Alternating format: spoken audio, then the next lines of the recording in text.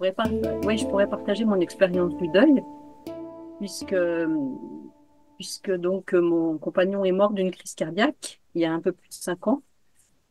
Et, et j'avoue que bah, sur le moment, comme c'était très très brutal, j'ai vraiment été terrassée par cette perte.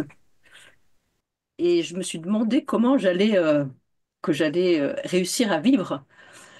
Je pouvais pas partir parce que je savais que j'étais pas attendue, mais sur Terre, je voyais pas le sens de ce que je pouvais vivre.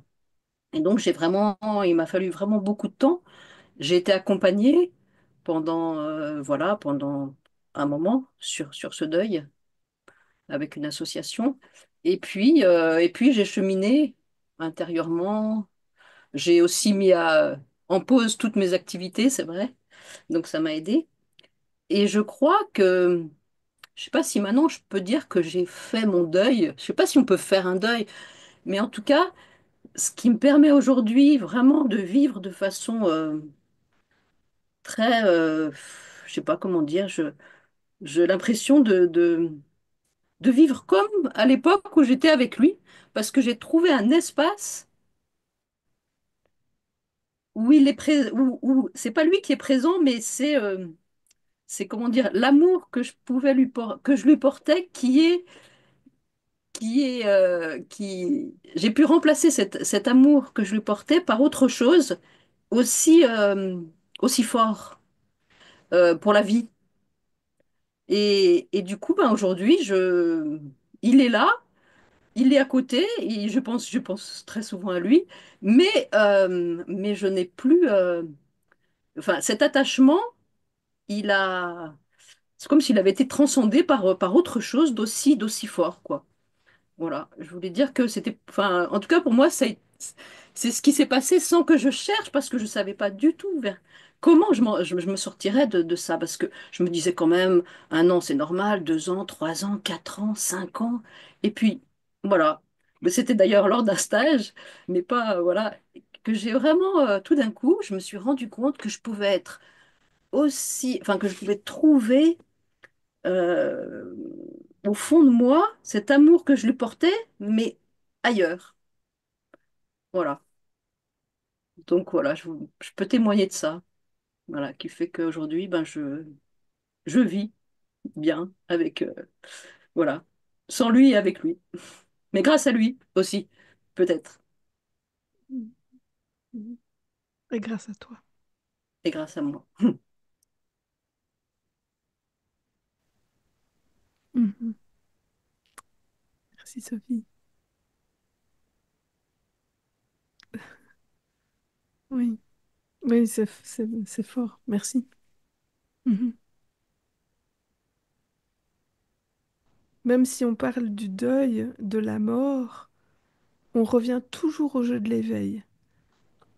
Parce que pour pouvoir accepter notre mort et la mort des êtres qui nous sont chers, c'est probablement très important de pouvoir réaliser que il y a une part de nous qui est immortelle, qui est conscience et qui subsiste à la mort du corps physique. Et on n'a pas besoin d'attendre de mourir dans notre corps physique pour pouvoir en faire l'expérience directe. Et tous les processus du docteur Lascaux et tout ce que nous vivons en stage est fait pour pouvoir faire l'expérience directe que nous ne sommes pas nos pensées, nous ne sommes pas nos croyances, nous ne sommes pas nos conditionnements. Bien sûr, nous sommes ce corps qui existe dans la matière et qui peut manifester la conscience qui s'exprime à travers nous.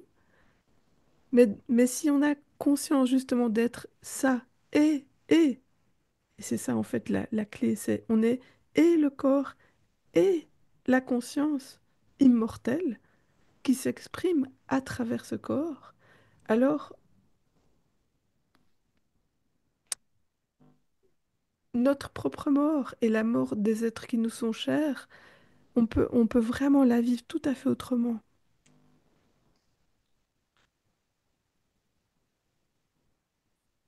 C'est ça. En un mot comme en mille. Faut rajouter quelque chose. Je voudrais juste non, rajouter que le témoignage que j'ai fait tout à l'heure, je peux dire que c'est vraiment tout le cheminement que j'ai fait avec le docteur Lascaux et toi-même qui m'a permis d'arriver là où je suis aujourd'hui, quoi.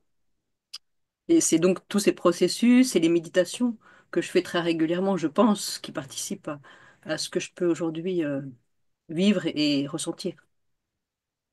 Voilà, je voulais le dire, parce que je peux témoigner que ça marche. Mhm. Oui, Sophie, merci. Merci pour ton partage. Mhm. C'est tellement précieux.